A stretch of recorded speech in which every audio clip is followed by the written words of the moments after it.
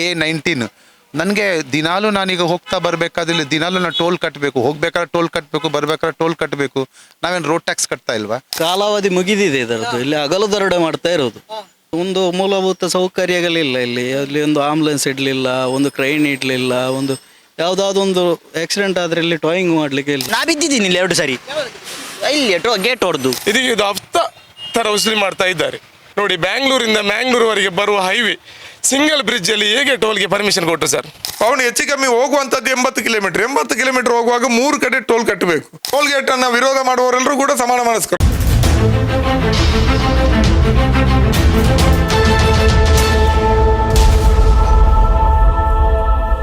Welcome to YouTube family Kudla rampage. ಇವತ್ತು ನಾವು ಬ್ರಹ್ಮರಕೋಟ್ಲು toll gate ಬಳಿ ಇದ್ದೀವಿ ಅಂತ ಹೇಳಿದ್ರೆ ಮೊನ್ನೆ ಪ್ರತಿಭಟನೆ ಕೂಡ ನಡೆದಿತ್ತು, ನಿಮ್ಗೆಲ್ರಿಗೂ ಕೂಡ ಗೊತ್ತಿದೆ. ಈ ಬ್ರಹ್ಮರಕೋಟ್ಲು ಟೋಲ್ ಗೇಟ್ ಏನಿದೆ ಅದು ಸರಿಯಾಗಿಲ್ಲ, ಇದನ್ನು ತೆರವು ಮಾಡಬೇಕು ಅನ್ನುವಂಥ ವಿಚಾರದಲ್ಲಿ ಒಂದಷ್ಟು ಪ್ರತಿಭಟನೆ ಕೂಡ ನಡೆದಿರುವಂಥದ್ದು. ಯಾಕೆಂತ ಹೇಳಿದ್ರೆ ಇಲ್ಲಿ ಯಾವುದೇ ಸರ್ವಿಸ್ ರಸ್ತೆ ಇಲ್ಲ ಅನ್ನುವಂಥ ವಿಚಾರದಲ್ಲೂ ಕೂಡ ಮಾತಾಡ್ತಾ ಇರುವಂಥದ್ದು. ಮತ್ತೆ ಸೆಂಟ್ರಲ್ ಗೌರ್ಮೆಂಟ್ನ ನಿಯಮದ ಪ್ರಕಾರ 60 ಕಿಲೋಮೀಟರ್ನ ಒಳಗಡೆ ಯಾವುದೇ ಟೋಲ್ ಗೇಟ್ ಇರಬಾರ್ದು ಅನ್ನುವಂಥ ವಿಚಾರದಲ್ಲೂ ಕೂಡ ಇದೆ.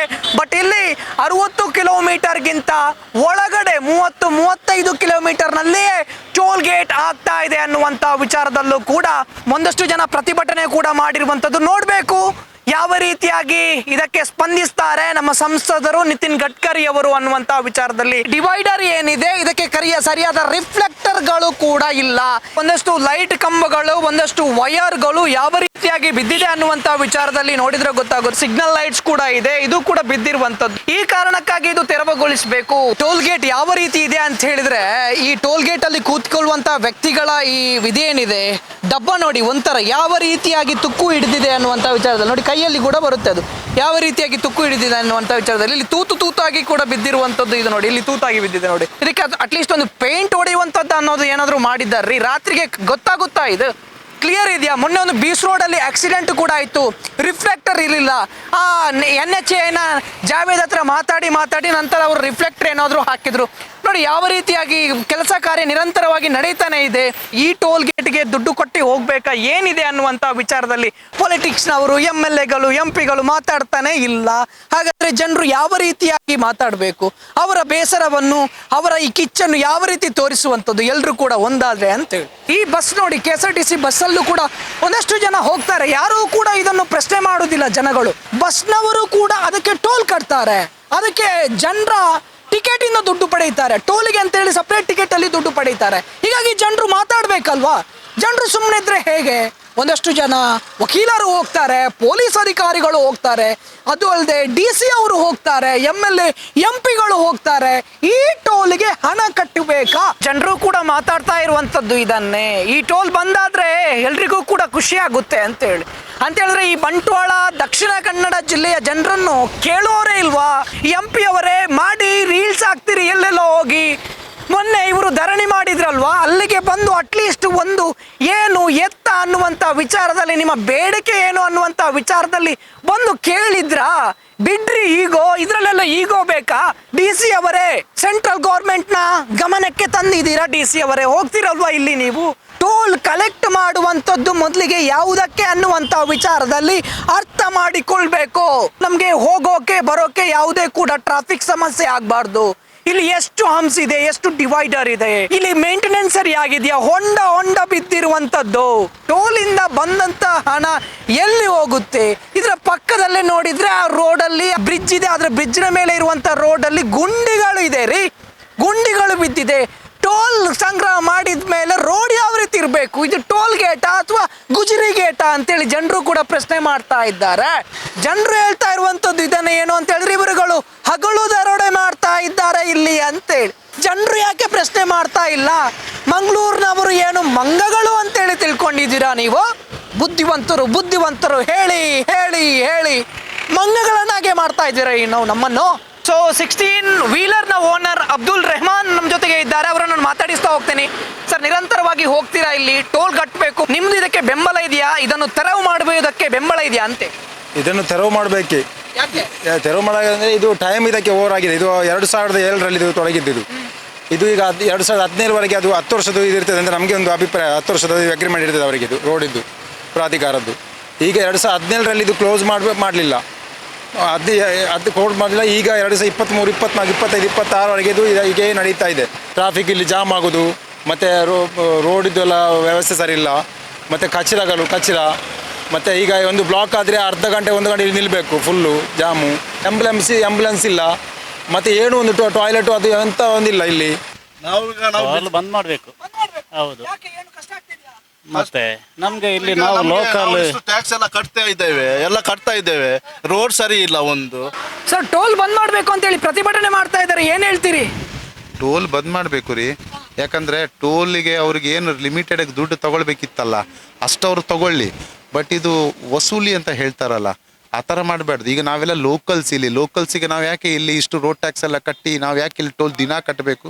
K19 ನನಗೆ ದಿನಾಲೂ ನಾನೀಗ ಹೋಗ್ತಾ ಬರಬೇಕಾದ್ರೆ ದಿನಾಲೂ ನಾನು ಟೋಲ್ ಕಟ್ಟಬೇಕು, ಹೋಗ್ಬೇಕಾದ್ರೆ ಟೋಲ್ ಕಟ್ಟಬೇಕು, ಬರ್ಬೇಕಾದ್ರೆ ಟೋಲ್ ಕಟ್ಟಬೇಕು. ನಾವೇನು ರೋಡ್ ಟ್ಯಾಕ್ಸ್ ಕಟ್ತಾ ಇಲ್ವಾ? ಅಥವಾ ಬೇರೆ ಏನು ಟ್ಯಾಕ್ಸ್ ಕಟ್ತೀವಿ? ಎಲ್ಲ ಮಾಡ್ತಾ ಇದ್ದೀವಲ್ಲ.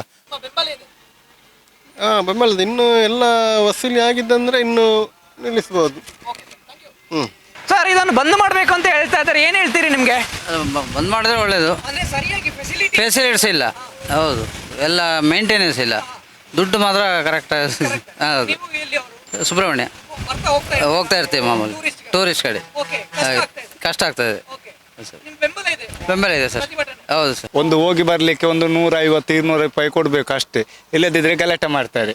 ಹಾಗೆ ಗಲಾಟೆ ಮಾಡ್ತಾರೆ, ಕೊಡಬೇಕು, ಇಲ್ಲದಿದ್ದರೆ ಗಾಡಿ ಬಿಡುವುದಿಲ್ಲ ಅಂತ ಹಾಗೆ ಹೇಳ್ತಾರೆ. ಕೆಳಗಿಂದ ಬರೋದು ನಾವು, ಮೇಲೆ ಬರಲಿಕ್ಕೆ ಗೊತ್ತಿಲ್ಲ.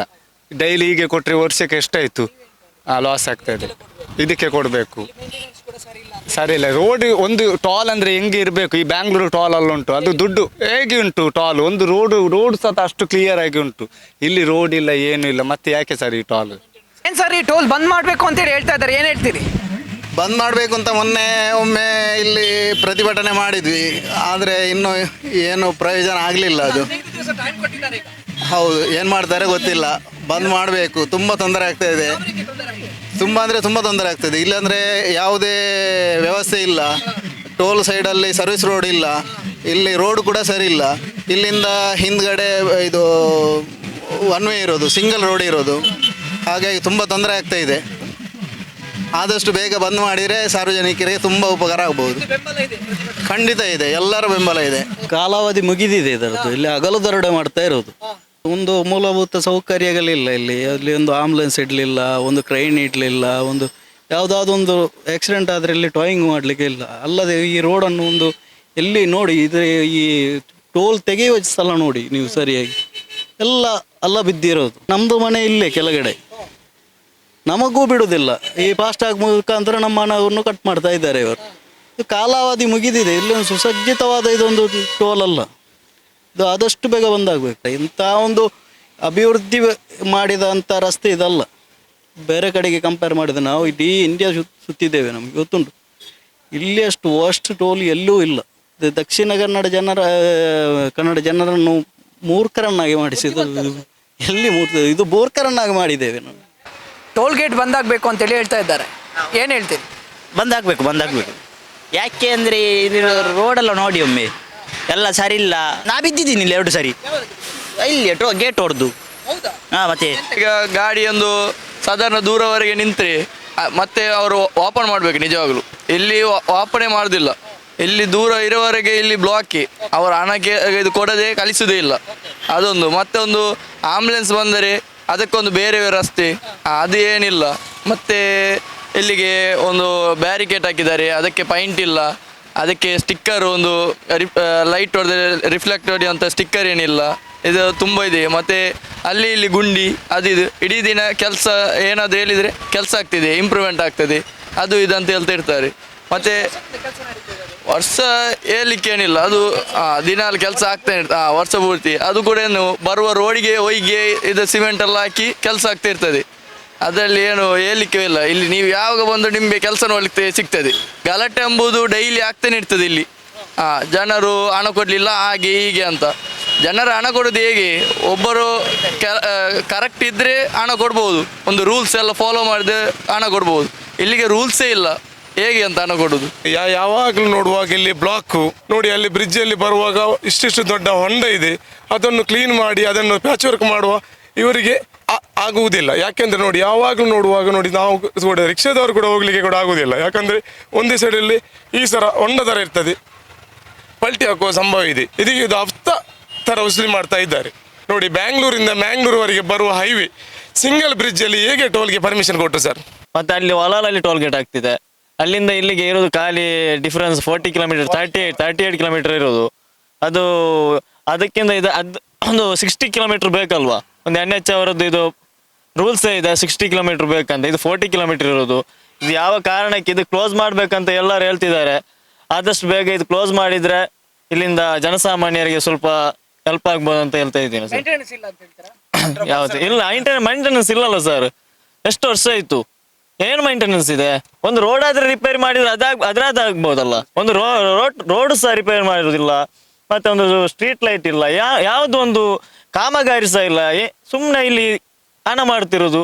ಗುಜರಿ ಗೇಟ್ ತರನೇ ಆಗಿದೆ, ಗುಜರಿ ಗೇಟೇ ಅದು, ಸುಮ್ನೆ ಓಪನ್ ಮಾಡಿ ಇಟ್ಟಿರೋದು ಅಷ್ಟೇ.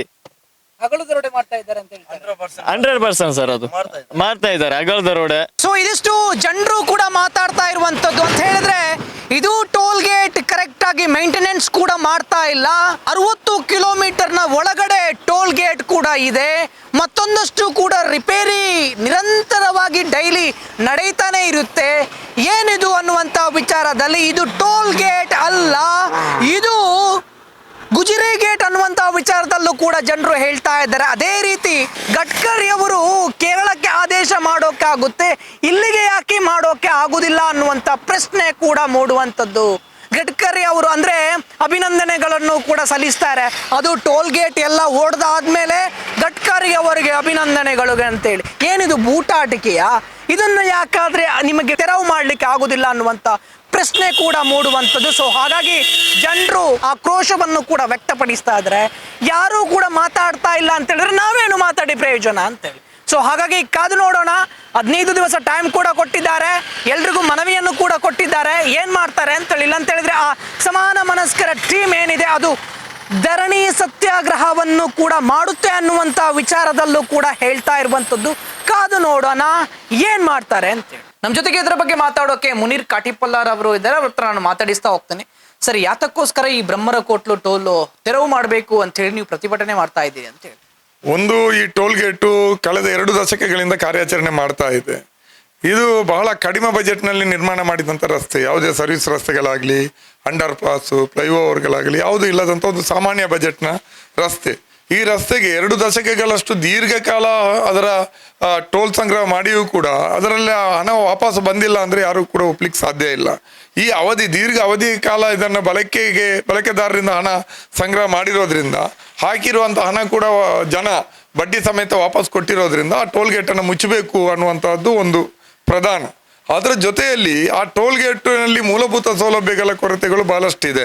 ಸರ್ವಿಸ್ ರಸ್ತೆಗಳಿಲ್ಲ, ಮತ್ತು ಒಂದು ಟೋಲ್ ಸಂಗ್ರಹ ಮಾಡುವಂಥ ರಸ್ತೆ ಅಂದಮೇಲೆ ಅಲ್ಲಿ ಯಾವುದೂ ಕೂಡ ಅಡೆತಡೆ ಇಲ್ಲದೆ ಸುಗಮವಾದಂಥ ಸಂಚಾರ, ಒಂದು ಫ್ರೀ ಆಗಿ ಹೋಗುವಂಥ ರಸ್ತೆಯ ಸಂಪರ್ಕ ಬೇಕು. ಆದರೆ ಇಲ್ಲಿ ನಂತೂರಿನಿಂದ ಬೀಚ್ ರೋಡ್ ತಲುಪುವಷ್ಟಕ್ಕೆ 10ಕ್ಕೂ ಹೆಚ್ಚು ಕಡೆಯಲ್ಲಿ ಬ್ಯಾರಿಕೇಡ್ಗಳು ಇದೆ. ಮತ್ತು ಇನ್ನೂ ಕೂಡ ಈ ಟೋಲ್ ಗೇಟ್ ದಾಟಿ ನೀವು ಬೀಚ್ ರೋಡ್ಗೆ ಹೋಗುವಾಗ ಒಂದು 100-150 ಮೀಟ್ರ್ ಈಗಲೂ ಕೂಡ ಸಿಂಗಲ್ ರಸ್ತೆ ಕೂಡ ಇದೆ. ಅದನ್ನು ಕೂಡ ದ್ವಿಪಥ ಮಾಡಲಿಕ್ಕೆ ಅಥವಾ 4 ಪಥ ಮಾಡಲಿಕ್ಕೆ ಅವರಿಂದ ಸಾಧ್ಯ ಆಗಲಿಲ್ಲ. ಈ ಎಲ್ಲ ಅಂಶಗಳಿಲ್ಲಿದೆ. ಈ ಅಂಶಗಳನ್ನು ಮೀರಿ ಇನ್ನೊಂದು ಪ್ರಧಾನ ಅಂಶ ಏನಂತಂದರೆ, ಈ ಟೋಲ್ ಗೇಟ್ ಆದಮೇಲೆ ಮೊದಲು ಬ್ರಹ್ಮರಕೋಟ್ಲು ಒಂದೇ ಟೋಲ್ ಗೇಟ್ ಆರಂಭ ಆಗಿದ್ದು, ಆಮೇಲೆ ನಮ್ಗೆ ಗೊತ್ತಿದೆ ಈಗ ಸುರತ್ಕಲ್ ಟೋಲ್ಗಳು ಮುಚ್ಚಿರ್ಬೋದು. ಅದು ಸೇರಿಕೊಂಡು ಸುರತ್ಕಲು, ಹೆಜಮಾಡಿ, ತಲಪಾಡಿ 3 ಟೋಲ್ ಗೇಟ್ಗಳು ಅಂತರದ ನಿಯಮವನ್ನು ಉಲ್ಲಂಘನೆ ಮಾಡಿಕೊಂಡು 30 ಕಿಲೋಮೀಟ್ರು, 32 ಕಿಲೋಮೀಟ್ರು, 44 ಕಿಲೋಮೀಟ್ರ್ ಕಡಿಮೆ ಅಂತರದಲ್ಲಿ, ಅಂದರೆ 60 ಕಿಲೋಮೀಟ್ರಿನ ಅಂತರದ ನಿಯಮವನ್ನು ಉಲ್ಲಂಘಿಸಿ ಸ್ಥಾಪನೆ ಆಯಿತು. ಈಗ ಅದರ ಜೊತೆಯಲ್ಲಿ ಇನ್ನೀಗ ಮತ್ತೆ ಹೊಸ 3 ಟೋಲ್ ಗೇಟ್ಗಳು ಬರ್ತಾ ಇದೆ. ಒಂದು ಗಂಜಿಮೇಟದಲ್ಲಿ ಬ್ರಹ್ಮರಕೋಟ್ಲು ಟೋಲ್ ಗೇಟ್ಗೆ ಇರುವಂಥದ್ದು 31 ಕಿಲೋಮೀಟ್ರು. ಬ್ರಹ್ಮರಕೋಟ್ಲು ಟೋಲ್ ಗೇಟಿಂದ ಈಗ ಇನ್ನೊಂದು ಹೊಸ ಟೋಲ್ ಗೇಟು ಉಪ್ಪಿನಂಗಡಿ ಹತ್ತಿರದ ಒಲಾಳು, ಅದಕ್ಕಿರುವಂಥದ್ದು ಕೇವಲ 33 ಕಿಲೋಮೀಟ್ರು. ಇನ್ನೊಂದು ನೀವು ಬೆಳ್ತಂಗಡಿ ಚಾರ್ಮಾಡಿ ಕಡೆಗೆ ಹೋಗುವಂಥ ಹೆದ್ದಾರಿಯಲ್ಲಿ ಅದು ದ್ವಿಪಥ ರಸ್ತೆ, ಅದಕ್ಕೆ ನಿಮಗೆ ಪಣಕ್ಕಜೆ ಅಂದರೆ ಮಡಂತಿಯಾರ ಹತ್ರ ತರ್ತಾ ಇದ್ದಾರೆ, ಅದು 27 ಕಿಲೋಮೀಟ್ರು. ಈ ರೀತಿ ಅಂತರದ ನಿಯಮಗಳನ್ನು ಉಲ್ಲಂಘಿಸಿ ಈಗಾಗಲೇ 3 ಟೋಲ್ ಗೇಟ್ಗಳಿದೆ, ಇನ್ನು 3 ಟೋಲ್ ಗೇಟ್ಗಳು ಬರ್ತಾ ಇರೋದ್ರಿಂದ ಈ ಬ್ರಹ್ಮರಕೋಟ್ಲು ಟೋಲ್ ಗೇಟ್ ಯಾವುದೇ ಕಾರಣಕ್ಕೂ ಕೂಡ ಅದು ನಿಯಮ ಪ್ರಕಾರ ಕಾರ್ಯಾಚರಣೆ ಮಾಡಲಿಕ್ಕೆ ಸಾಧ್ಯ ಇಲ್ಲ. ಅದರಿಂದಾಗಿ ಈಗಾಗಲೇ ನೀವು ತೆರವು ಮಾಡಬೇಕಿತ್ತು, ಕನಿಷ್ಠ ಈಗಲಾದರೂ ತೆರವು ಮಾಡಿ ಅನ್ನುವಂಥದ್ದು ನಮ್ಮ ಒತ್ತಾಯ. ರಮಂತ್ರೈ ಕೂಡ ಇದ್ರು ಅಲ್ಲಿ ಪ್ರತಿಭಟನೆಯಲ್ಲಿ ಪಾಲ್ಗೊಂಡ್ರು ಅಂತೇಳಿ. ರಮಣ್ ರೈ ಇದ್ದಂತ ಸಮಯದಲ್ಲೇ ಈ ಟೋಲ್ ಗೇಟ್ ಆಗಿರುವಂತದ್ದು ಅನ್ನುವಂಥ ವಿಚಾರ.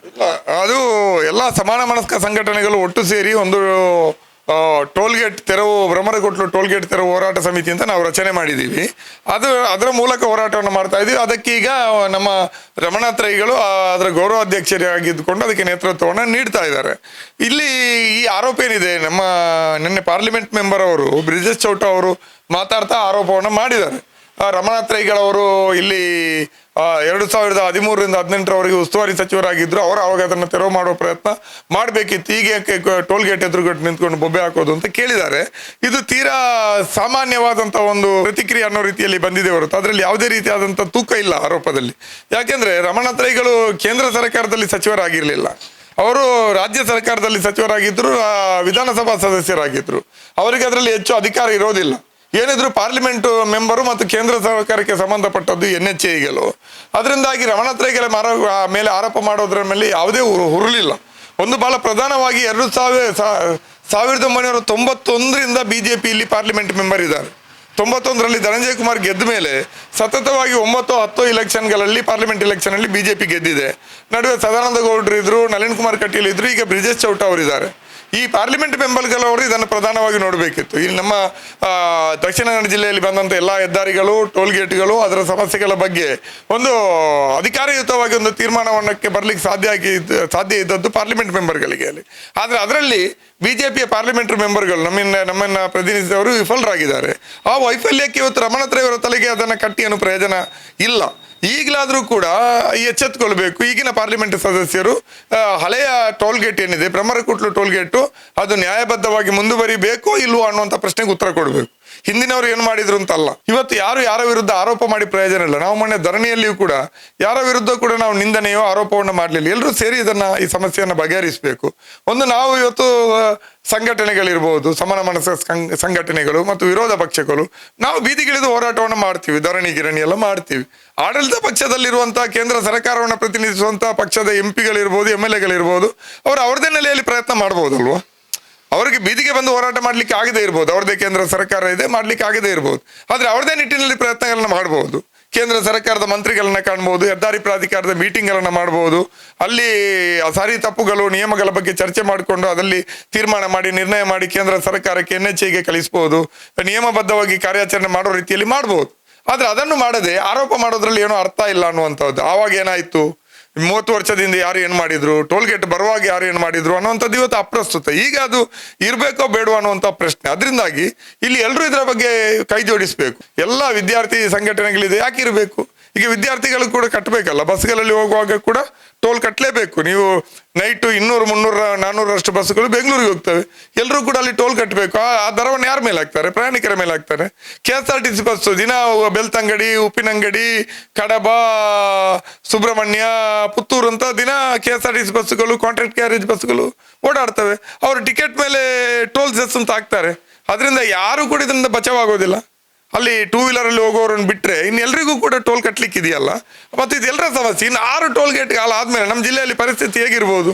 ಒಂದು ಉದಾಹರಣೆ, ಒಬ್ಬ ತಲಪಾಡಿ ಆ ಕಡೆಯಿಂದ ಹೊರಟು ಆತ ಬೆಳ್ತಂಗಡಿಗೆ ಹೋಗಬೇಕು ಅಂತಾದರೆ ತಲಪಾಡಿಯಲ್ಲಿ ಟೋಲ್ ಕಟ್ಟಿದ, ಅಲ್ಲಿಂದ 30 ಕಿಲೋಮೀಟರ್ ಬರುವಾಗ ಬ್ರಹ್ಮರಕೋಟ್ಲಲ್ಲಿ ಟೋಲ್ ಕಟ್ಟಿದ, ಅಲ್ಲಿಂದ 25 ಕಿಲೋಮೀಟರ್ ಆ ಕಡೆ ಹೋಗುವಾಗ ಪಣಕಜೆಯಲ್ಲಿ ಟೋಲ್ ಕಟ್ಟಿದ. ಅವನು ಹೆಚ್ಚು ಕಮ್ಮಿ ಹೋಗುವಂಥದ್ದು 80 ಕಿಲೋಮೀಟರ್ ಹೋಗುವಾಗ 3 ಕಡೆ ಟೋಲ್ ಕಟ್ಟಬೇಕು. ಹಾಗಿದ್ದಂತ MP ಗಳು ಏನು ಮಾಡಿದ್ರು ಅಂತ ನಾವು ಈಗ ಪ್ರಶ್ನೆ ಮಾಡ್ಬೋದು. ಅದರಿಂದ ಏನು ಪ್ರಯೋಜನ ಆಗುತ್ತೆ? ಅವಾಗ ಧನಂಜಯ ಕುಮಾರ್ ಇದ್ರು, ನಳಿನ್ ಕುಮಾರ್ ಕಟೀಲ್ ಇದ್ರು, ಅಥವಾ ಸದಾನಂದ ಗೌಡರು ಇದ್ರು ಅಂತ ನಾವೀಗ ಅವ್ರ ಮೇಲೆ ಪ್ರತ್ಯಾರೋಪ ಮಾಡ್ಬೋದು.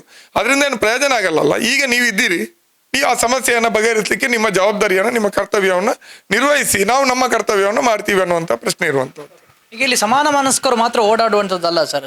ಸ್ಟೂಡೆಂಟ್ಗಳು ಓಡಾಡ್ತಾರೆ, ವಕೀಲರು ಓಡಾಡ್ತಾರೆ, DC ಅವರು ಓಡಾಡ್ತಾರೆ, MP ಅವರು ಓಡಾಡ್ತಾರೆ, MLA ಅವರು ಓಡಾಡ್ತಾರೆ, ಪೊಲೀಸರು ಕೂಡ ಹೋರಾಡ್ತಾರೆ. ಲಕ್ಷಾಂತರ ಜನ ಹೋರಾಡ್ತಾರೆ ದಿನಕ್ಕೆ. ಯಾಕೆ ಸಮಾನ ಮನಸ್ಕರಿಗೇನೆ ಬೇಕು, ಅವರಿಗೆ ಯಾಕೆ ಬೇಡ ಅಂತ ನಾನು ಹೇಳುವಂಥದ್ದು, ಇಂಥ ಪ್ರಶ್ನೆಯಲ್ಲಿ ಎಲ್ಲರೂ ಸಮಾನ ಮನಸ್ಕರಾಗಬೇಕು. ಪ್ರಶ್ನೆ ಮೇಲೆ ವಿಷಯದ ಮೇಲೆ ಸಮಾನ ಮನಸ್ಕರಾಗಬೇಕು ನಾವು. ಯಾಕಂದ್ರೆ ಟೋಲ್ ಗೇಟ್ ಅನ್ನ ವಿರೋಧ ಮಾಡುವವರೆಲ್ಲರೂ ಕೂಡ ಸಮಾನ ಮನಸ್ಕರು ಒಂದು ಈ ವಿಚಾರಕ್ಕೆ ಸಂಬಂಧಪಟ್ಟು. ಈಗ ಸುರತ್ಕಲ್ ಟೋಲ್ ಗೇಟ್ ಅನ್ನು ನಾವು ತೆರವುಗೊಳಿಸಿದ್ವಿ ಅಲ್ವಾ. ಏನೇನೋ ತಮಾಷೆ ಮಾಡಿದ್ರು, ಕೂಕ ಮಾತಾಡಿದ್ರು, ಏನೇನೋ ನಿಂದನೆಗಳನ್ನ ಮಾಡಿದ್ರು, ಎಲ್ಲ ಮಾಡಿದ್ರು. ನಾವು ಅದಕ್ಕೆ ಹಿಂಜರಿಯದೆ ಸಮಾನ ಮನಸ್ಕರನ್ನೆಲ್ಲ ಸೇರಿಸಿ ಹೋರಾಟ ಮಾಡಿದ್ವಿ, ಕೊನೆಗೆ ಗೆದ್ವಿ.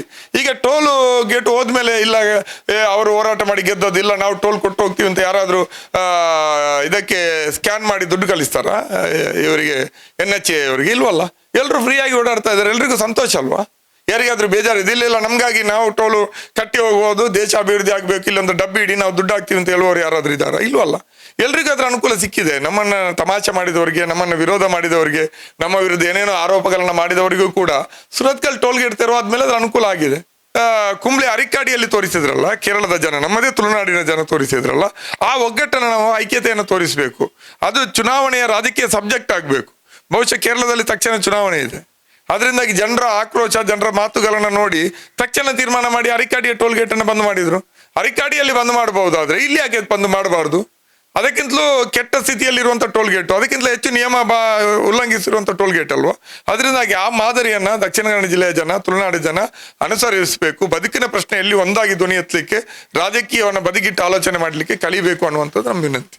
ಒಂದು ವೇಳೆ ಈ ಟೋಲ್ ಮುಚ್ಚಿಲ್ಲ ಅಂತ ಹೇಳಿದ್ರೆ ಮುಂದಿನ ಏನು ಅಂತೇಳಿ ಹೋರಾಟ ಮಾಡ್ತಾನೆ ಇರ್ತೀರಾ? ಇಲ್ಲ, ನಮ್ದು ಮೊನ್ನೆ ಚಾಲನೆ ಕೊಟ್ಟಿರುವಂಥದ್ದು ಸಾಮೂಹಿಕ ಧರಣಿಯ ಮೂಲಕ 3ನೇ ತಾರೀಕು ಚಾಲನೆಯನ್ನ ನಾವು ಕೊಟ್ಟಿದ್ದೀವಿ. ಮನವಿಯನ್ನ ಹೆದ್ದಾರಿ ಪ್ರಾಧಿಕಾರಕ್ಕೆ ಕೊಟ್ಟಿದ್ದೀವಿ, MP ಅವರಿಗೂ ಕೊಟ್ಟಿದ್ದೀವಿ, ನಿತಿನ್ ಗಡ್ಕರಿ ಅವರಿಗೂ ಕಳಿಸಿದ್ದೀವಿ, ಎಲ್ರಿಗೂ ಕಳಿಸಿದ್ದೀವಿ. ಈಗ ನಾವಿನ್ನೊಂದು 15 ದಿನ ಕಾಯ್ತೀವಿ. ಆಮೇಲೆ ನಮ್ಮ ಮುಂದಿನ ಹೋರಾಟದ ರೂಪುರೇಷೆಯನ್ನು ಸಿದ್ಧಗೊಳಿಸಿ, ನಾವು ಸುಮ್ಮನಿರೋ ಪ್ರಶ್ನೆ ಇಲ್ಲ. ಟೋಲ್ ಗೇಟನ್ನು ಬಂದ್ ಮಾಡಲೇಬೇಕು, ಮಾಡುವವರೆಗೆ ನಮ್ಮ ಹೋರಾಟ ನಿಲ್ಲೋದಿಲ್ಲ.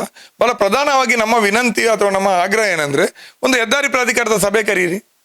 ಪಾರ್ಲಿಮೆಂಟ್ ಮೆಂಬರ್ ಇದ್ದೀರಿ, ಶಾಸಕರುಗಳಿದ್ದೀರಿ, ನೀವು ಜನರಿಗೆ ಉತ್ತರದಾಯಿಗಳು, ಎಲ್ರಿಗೂ ನನಗೂ ಸೇರಿಕೊಂಡು ನೀವು ನಮಗೆ ಉತ್ತರದಾಯಿಗಳು. ನಮ್ಮ ಶಾಸಕರು, ನಮ್ಮ ಪಾರ್ಲಿಮೆಂಟ್ ಮೆಂಬರ್, ನೀವು ನಮ್ಮ ಪರವಾಗಿ ಹೆದ್ದಾರಿ ಪ್ರಾಧಿಕಾರದಲ್ಲಿ ಕೂತ್ಕೊಂಡು ಮಾತಾಡಿ, ಸಭೆ ಕರೀರಿ. ಅಲ್ಲಿ ಜನಪ್ರತಿನಿಧಿಗಳು ಮತ್ತು ಬೇರೆ ಬೇರೆ ರಾಜಕೀಯ ಸಂಘ ಸಂಸ್ಥೆಗಳ ಪ್ರತಿನಿಧಿಗಳನ್ನ ಕರೀರಿ. ಟೋಲ್ ಗೇಟ್ಗಳು ನಿಯಮಬದ್ಧವಾಗಿ ಇವತ್ತು ಇದೆಯಾ ಅಂತ ಚರ್ಚೆ ಆಗಲಿ. ನಿಯಮಬದ್ಧವಾಗಿದ್ರೆ ಸರಿ, ನೋಡೋಣ, ಒಪ್ಕೊಳ್ಳೋಣ. ಈ 35 ವರ್ಷಗಳ ನಾನು ನೋಡಿದ್ದೀನಿ ನನ್ನ ರಾಜಕೀಯ ಅನುಭವದಲ್ಲಿ. ಇಲ್ಲಿಯವರೆಗೆ ಹೆದ್ದಾರಿಯ ಬೇರೆ ಬೇರೆ ಪ್ರಾಜೆಕ್ಟ್ಗಳು ಬಂತು, ಪಂಪ್ವೆಲ್ ಫ್ಲೈಓವರ್ ಸಮಸ್ಯೆ ಬಂತು, ನಂತೂರಿನ 1000 ಸಮಸ್ಯೆಗಳಿದೆ. ಹೆದ್ದಾರಿಗಳು ರಿಪೇರಿ ಆಗದೆ ಸುರತ್ಕಲ್ವರೆಗೆ ಜನ ಓಡಾಡಲಿಕ್ಕೆ ಆಗದಂಥ ಒಂದು ಸ್ಥಿತಿ ಇತ್ತು. ಇಂಥ ಯಾವುದೇ ಸಂದರ್ಭದಲ್ಲಿಯೂ ಕೂಡ ನಮ್ಮ ಜಿಲ್ಲಾಡಳಿತದ ಜಿಲ್ಲೆಯಲ್ಲಿ ಹೆದ್ದಾರಿ ಪ್ರಾಧಿಕಾರದ ಸಭೆ ನಡೆದಿಲ್ಲ. DC ಅವರು ಕರೆದಿಲ್ಲ, ಅಥವಾ ಈ ಜನಪ್ರತಿನಿಧಿಗಳು ಕರೆದಿಲ್ಲ. ಅದರಿಂದಾಗಿ ಅವರ ಜವಾಬ್ದಾರಿ. ನಾನು MP ಅವರ ಹತ್ರ ವಿನಂತಿಯನ್ನ ಮಾಡ್ತೀನಿ, ನೀವು ಹೆದ್ದಾರಿ ಪ್ರಾಧಿಕಾರದ ಸಭೆ ಕರೀರಿ. ನಾನು ಶಾಸಕರ ಹತ್ರ ವಿನಂತಿಯನ್ನ ಮಾಡ್ತೀನಿ, ನೀವು ಕೂಡ ಸೆಂಟ್ರಲ್ ಗೌರ್ಮೆಂಟ್ ಅಂತ ನೀವು ತಲೆ ಜಾರಿಸುವ ಹಾಗಿಲ್ಲ. ನಿಮಗೂ ಜವಾಬ್ದಾರಿ ಇದೆ, ಹೆದ್ದಾರಿ ಪ್ರಾಧಿಕಾರದ ಸಭೆ ಕರಿಬೇಕು, ಅಲ್ಲಿ ಇದೆಲ್ಲವೂ ಚರ್ಚೆ ಆಗಲಿ ಮೊದಲ ಹಂತ.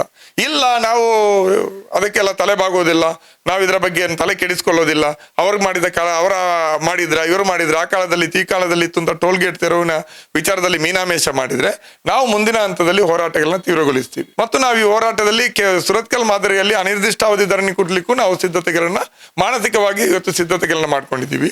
ಪಾದಯಾತ್ರೆಗಳನ್ನ ಮಾಡ್ತೀವಿ, ಟೋಲ್ ಗೇಟ್ ಮುತ್ತಿಗೆಯನ್ನ ಹಾಕ್ತೀವಿ.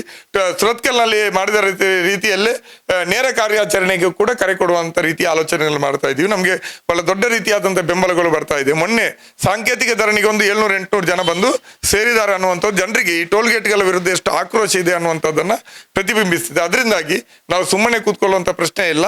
ಈ ಒಂದು 15 ದಿವಸದಲ್ಲಿ ಇದಕ್ಕೆ ಏನಾದರೂ ಸರಿಯಾದಂತ ನಮಗೆ ಬರಬೇಕಾದಂತ ರಿಯಾಕ್ಷನ್, ಹೆದ್ದಾರಿ ಪ್ರಾಧಿಕಾರದ ಸಭೆ ನಡೆಸ್ತೀವಿ ಅಂತ, ಅದರ ಬದಲಿಗೆ ನಮ್ಮ ಮೇಲೇನೆ ಪ್ರತಿ ಆರೋಪ ಬಂದಿದೆ.